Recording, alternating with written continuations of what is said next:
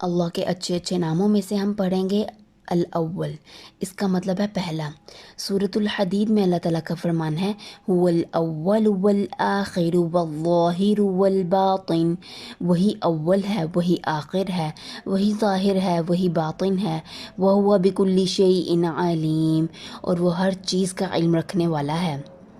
اللہ تعالیٰ الاول ہے بلا ابتدا، یعنی اس سے پہلے کوئی چیز نہیں، اس کی اپنی شروع کی کوئی ڈیٹ نہیں ہے۔ جیسے کہ نبی صلی اللہ علیہ وآلہ وسلم کا فرمان ہے بخاری میں، بس اللہ نہ تھی کوئی چیز اس کے سوا پہلے، اور اس کا عرش پانی پر تھا، اس نے لکھ دیا ہر چیز کے ذکر کو کتاب میں، اور اس نے آسمان اور زمین کو پیدا کیا۔ یعنی اللہ تعالیٰ زمان اور مکان کے حساب سے ہر طرح سے وہ پہلے ہے۔ اللہ تعالیٰ کی اولیت کو سمجھنے کے لیے اگر ہم غور کریں کہ ہم جب پیدا ہوئے، ہم سے پہلے یہ زمانہ چل رہا تھا، ہم چلے جائیں گے تب بھی یہ زمانہ چلتا رہے گا، اور ہم سے پہلے جو ہمارے آباء و اجداد تھے ان سے پہلے بھی زمانہ چل رہا تھا، ان کے مرنے کے بعد بھی چلتا رہا ہے، اور ان سے پہلے بھی لوگوں کے ساتھ ایسے ہی ہوا، اور ان سے پہلے بھی۔ یعنی جتنی بھی مخلوقات ہیں اللہ تعالیٰ کی، یہ سب فنا ہونے والی ہیں، لیکن اللہ تعالیٰ ان سب مخلوقات سے پہلے ہے۔ یہ زمان اور مکان کے حساب سے سب سے پہلے ہے اللہ تعالیٰ۔ پھر اللہ تعالیٰ نے یہ ساری کائنات کو وجود بخشا، اس کی ابتدا کی۔ یعنی جو اول ہوگا، پہلے ہوگا، وہی کسی نیو چیز کی ابتدا کر سکتا ہے، تو اللہ تعالیٰ نے اس کائنات کی ابتدا کی بغیر کسی اسباب کے۔ یعنی اگر ہم غور کریں جتنی بھی مخلوقات اللہ تعالیٰ نے بنائی ہیں، ہر مخلوقات کا مادہ کہاں سے آیا؟ جیسے کہ پودے اللہ تعالیٰ نے پیدا کیے، ان کا مادہ کہاں سے آیا؟ اس کو کس نے پیدا کیا؟ اس کی ابتدا اللہ نے کی۔ جانوروں کو جس طرح سے پیدا کیا، ان کی کھالیں، ان کا جسم، وہ جس مادے سے پیدا کی، اس کی ابتدا اللہ تعالیٰ نے کی۔ سورج کو جس میٹیریل سے بنایا، جس مادے سے، اس کی ابتدا اللہ تعالیٰ نے کی۔ آسمان کو جس مادے سے بنایا، اس کی ابتدا اللہ تعالیٰ نے کی، اور اسی طرح سے باقی ساری مخلوقات۔ یہ تو ہوگی کائنات کی بات۔ اسی طرح سے انسان کی جب ہم بات کریں، انسان کیونکہ اللہ تعالیٰ کی سب سے اہم مخلوق ہے، جس کو اللہ تعالیٰ نے شعور دیا ہے اپنی پہچان کے لیے۔ ہمیں پتہ ہے کہ ہمیں اللہ تعالیٰ نے مٹی سے پیدا کیا، لیکن اگر ہم غور کریں کہ مٹی سے ہماری کھال جو ہے وہ مختلف دکھتی ہے، ہمارا گوشت مختلف دکھتا ہے، ہمارا خون جو ہے وہ مختلف ہے، ہماری ہڈیاں مختلف ہیں، ہمارا دماغ مختلف ہے، اور تو اور ہماری آنکھوں کے اندر تو شیشہ لگ گیا۔ یہ مادہ کہاں سے آیا؟ یہ مٹی نے بنایا کیا؟ یہ اللہ تعالیٰ نے ابتدا کی۔ پہلے تو مٹی کی ابتدا اللہ تعالیٰ نے کی، اسی طرح سے باقی سارے مادوں کی۔ یعنی اللہ تعالیٰ جو ہے وہ ہر چیز کی ابتدا کرنے والا ہے بغیر کسی سبب کے، اور یہ اللہ تعالیٰ کی سب سے بڑی صفت ہے کہ اللہ تعالیٰ نے بغیر کسی سبب کے پیدا کیا۔ یہی وجہ ہے کہ اللہ تعالیٰ کے جتنے بھی باقی نام ہیں نا، باقی صفات ہیں، وہ ساری آپس میں تعلق رکھتی ہیں، اور یہ جو ہے یہ سب سے پاورفل صفت ہے اللہ تعالیٰ کی، کہ جس نے اتنی بڑی کائنات کی ابتدا کر دی، تو ساری اتھارٹی، ہر قسم کی پاور جو ہے، ہر قسم کا کنٹرول اسی ذات کا ہو سکتا ہے۔ پھر اسی طرح سے ہم جب انسانوں کی بات کر رہے ہیں تو اس میں ہم دیکھیں کہ انسان کے سارے معاملات اللہ تعالیٰ جو ہے وہ بغیر اسباب کے کرنے والا ہے۔ ہمیں اسباب کا محتاج رکھا ہے اللہ تعالیٰ نے۔ جیسے کہ ہم دیکھیں اس دنیا میں ہماری زندگی گزارنے کے لیے اللہ تعالیٰ نے مصروفیت رکھی ہے۔ یہ کتنی بڑی نعمت ہے، ہم نے کبھی غور ہی نہیں کیا۔ یہ مصروفیت اگر ہمارے پاس نہ ہو، یہی بیسیکلی اسباب کے ذریعے اللہ تعالیٰ نے ہمیں مصروف رکھا ہے۔ اگر یہ مصروفیت نہ ہو تو ہماری زندگی کیسی ہو؟ ہمیں پکا ہوا کھانا مل جائے، ہمیں کچھ کرنے کی ضرورت نہ ہو، تو ہماری لائف کتنی بورنگ ہو اور کتنی میزریبل ہو۔ اکثر اوقات ہم سوچتے ہیں کہ یہ مصروفیت کتنی مشکل ہے زندگی مصروفیت کی وجہ سے، جبکہ یہ اللہ تعالیٰ کی اتنی بڑی نعمت ہے، ہم فارغ ہو کر بور ہو جاتے ہیں۔ تو یہ اللہ تعالیٰ نے جو انسان کے لیے اسباب کے ذریعے مصروفیت رکھی ہے، یہ اللہ تعالیٰ کی بہت بڑی نعمت ہے۔ اسی طرح سے ہم دیکھیں کہ اللہ تعالیٰ نے جو انسان کی موت کا ذریعہ بنایا ہے، وہ بھی اسباب کے تھرو بنایا ہے۔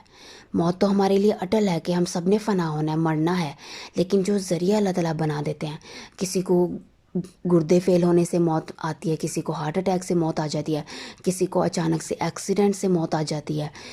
تو یہ سارے جو اسباب اللہ تعالیٰ نے بنائے ہیں، یہ بھی اللہ کی بہت بڑی نعمت ہے۔ اگر ہم دیکھیں کہ اچانک سے موت آ جاتی لوگوں کو، تو پھر کیا ہوتا؟ ہماری سائیکی کتنی ڈسٹرب ہو جاتی، ذہنی طور پر ہم کتنے دباؤ میں چلے جاتے کہ ہم کسی سے بات کر رہے تھے، ابھی اس کو فوراً موت آ گئی، یا ابھی وہ میرے ساتھ بیٹھا تھا، اب اگلے دن وہ قبر میں بیٹھا ہوا ہے۔ تو یہ ساری چیزیں جو ہیں نا، یہ ظاہر کرتی ہیں کہ اللہ تعالیٰ نے جو اسباب کے ذریعے اس کائنات کی ابتدا کی تو وہی ساری اتھارٹی رکھنے والا ہے، ساری اتھارٹی ساری پاور جو ہے وہ اللہ تعالیٰ کی ہے، اور یہی وجہ ہے اس کے باقی سارے ناموں میں باقی ساری صفات میں مکمل پرفیکشن ہے۔ پھر اسی طرح ہم دیکھیں کہ اللہ تعالیٰ نے ہمیں ہماری مرضی کے بغیر پیدا کر دیا، ہمیں جہاں چاہا جیسا چاہا جس وقت چاہا اس نے ہمیں پیدا کیا، اسی طرح ہماری موت رکھی ہے، اور اسی طرح سے ہمارے اوپر جو بھی اس نے انعامات کیے، ہمیں جو غلط صحیح کی پہچان دی، یہ اس کی کتنی بڑی نعمت ہے۔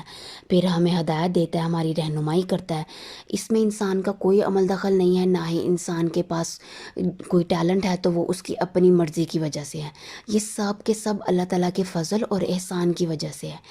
یعنی اس کائنات کا وجود، انسانوں کا وجود، انسان کی زندگی کے سارے معاملات، یہ سب اللہ تعالیٰ کے فضل اور احسان کی وجہ سے ہے، اس میں انسانوں کا یا اس کی کسی بھی مخلوق کا کوئی عمل دخل نہیں ہے، نہ ہی کوئی احسان ہے، یہ صرف اور صرف اللہ تعالیٰ کا ہے۔ جیسے کہ اس نے ہمیں مسلمان بنایا، یہ اللہ تعالیٰ کی ایکسٹرا فیور ہے ہمارے اوپر، یعنی اس کا فضل ہے کہ اس نے ہمیں مسلمان بنایا اور ہمارے دلوں کے اندر اپنی پہچان رکھی، اپنی محبت رکھی، اور اسی طرح سے ہمیں مخلوق کی عبادت سے اللہ تعالیٰ نے بچایا۔ یہ بھی اللہ تعالیٰ کی نعمتوں میں سے بہت بڑی نعمت ہے۔